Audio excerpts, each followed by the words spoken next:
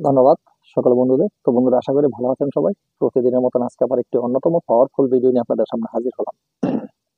অনেকেই কমেন্ট করেন যে গুরুজি, আপনি তো শত্রুকে আহ শাস্তি দেওয়ার জন্য অনেক মন্ত্র দিয়েছে, দুই একটি যন্ত্র থাকলে এবার দিবেন। তাই একটি পাওয়ারফুল যন্ত্র নিয়ে হাজির হয়েছে।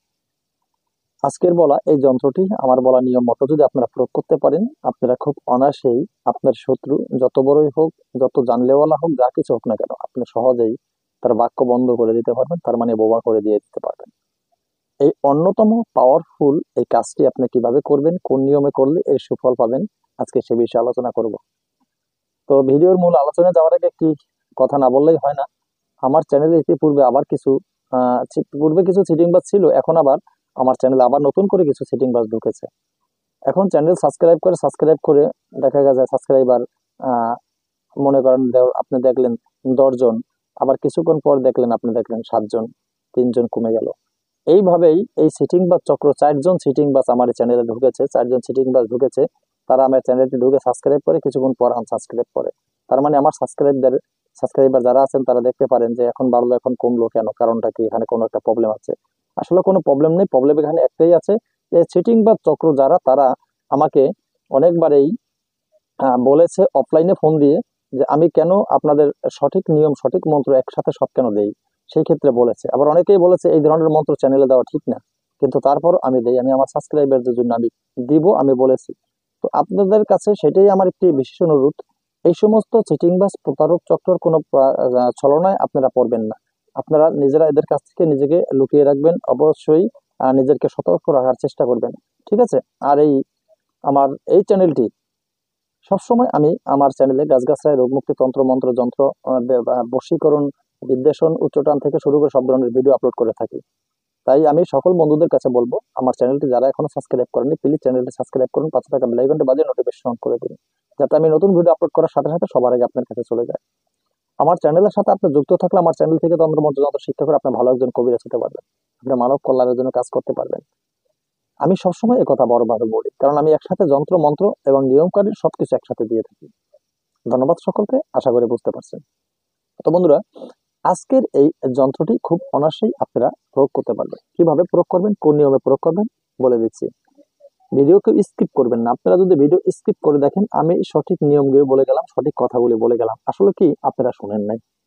আপনারা ভিডিও টেনে ভিডিওর শেষে গিয়ে আপনারা মন্ত্র দেখলেন, মন্ত্র লিখে নিলেন, কিন্তু সে মন্ত্রে কাজ করে না। কেননা কাজ করলেন, কাজ করে না কেন? সঠিক নিয়ম আপনারা শুনেন নাই। আপনারা সঠিক নিয়ম শুনেন নাই, আর সঠিক নিয়ম পালন না করতে পারলে কোনো জিনিস সে কোনোদিন কাজ হয় না। আপনি যার কাছ থেকে নেন, যত বড় গুরুর কাছে আপনি যান, কোনো কাজ হবে না। যদি সঠিক জিনিস, মন্ত্র সঠিক নিয়ম সঠিক না হয়, যন্ত্র সঠিক নিয়ম সঠিক না হইলে কোনো কাজ হবে না। যত বড় তান্ত্রিক হোক সে, আপনাকে যা কিছু দেয়, কোনো কাজ হবে না। তাই এই জন্যই বলি, ভিডিওকে স্কিপ করবেন না। আপনারা ভিডিও স্কিপ করলে আপনাদের লস হয়, আপনাদের লস হয়। আপনারা সঠিক একটি কথা শুনেন না, একটি কথা ভুলের কারণে আপনারা একটি কাজ করেছেন, অনেক কষ্ট করে কাজটি সুফল পাননি।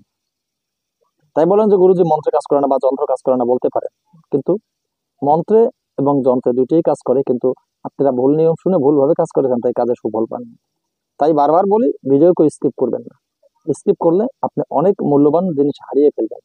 আপনি ভিডিও স্কিপ করে দেখলে কোনো লাভ নেই। দেখেন, আমরা তন্ত্র মন্ত্র যন্ত্র শিক্ষা করেছি যখন, অনেক সময় দিয়েছে গুরুর পিছনে, বছরের পর বছর হেঁটেছি, হেঁটতে হাঁটতে হাঁটতে হাঁটতে অনেক চটি ক্ষয় হয়ে গেছে, অনেক বেলা না খেয়ে থাকেছি, তারপরও 2 মাস ঘুরেও একটি কথা পাইনি।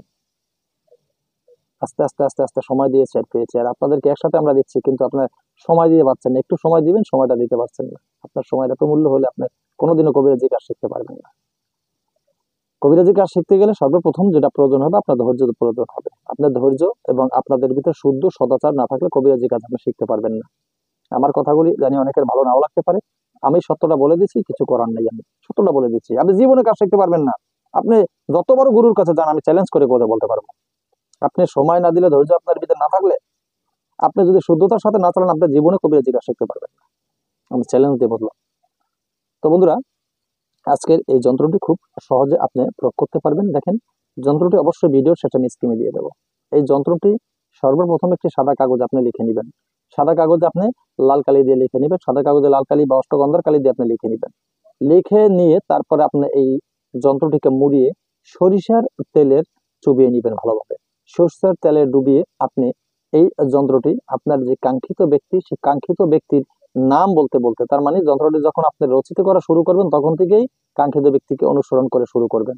তারপরে যখন আপনি সেটা আগুনে পোড়াবেন, কাঙ্ক্ষিত ব্যক্তির নাম বলতে বলতে বলতে বলতে এই যন্ত্রটিকে আপনি আগুনে পোড়া দেবেন। আপনি এখন বলতে পারেন গুরুজি কয়টা যন্ত্র পোড়াতে হবে? আপনি যখন দেখবেন আপনার কাঙ্ক্ষিত ব্যক্তি যতদিনে যতদিনে অসুস্থ না হচ্ছে, জবান বন্ধ না হচ্ছে, সেটা আপনার 3 দিনও লাগতে পারে, আবার 21 দিনও লাগতে পারে। তবে একই দিন একই নিয়মে আপনাদের কাজ করতে হবে। একই দিন প্রতিদিন একই নিয়মে কাজ করে, একই সময় কাজ করতে হবে, বুঝলেন? আজকে 10টায় করলেন, কালকে 10:30টায় করলেন, আজকে 10টায় করলেন, কালকে 10টা 2 মিনিট বাজে করলেন, হবে না। একই টাইমে কাজ করতে হবে প্রতিদিন। কোনো ভুল করলে কিন্তু কোনো কাজ হবে না। সঠিকভাবে কাজ করতে পারলে 21 দিন আপনার কাজ 100% শিওর, আমি বললাম, হয়ে যাবে। তো কথা না আবার আজকের মতো ভিডিও এখানে শেষ করি। নতুন ভিডিও নিয়ে আসার আগ পর্যন্ত সকলে ভালো থাকবেন। আল্লাহ হাফেজ।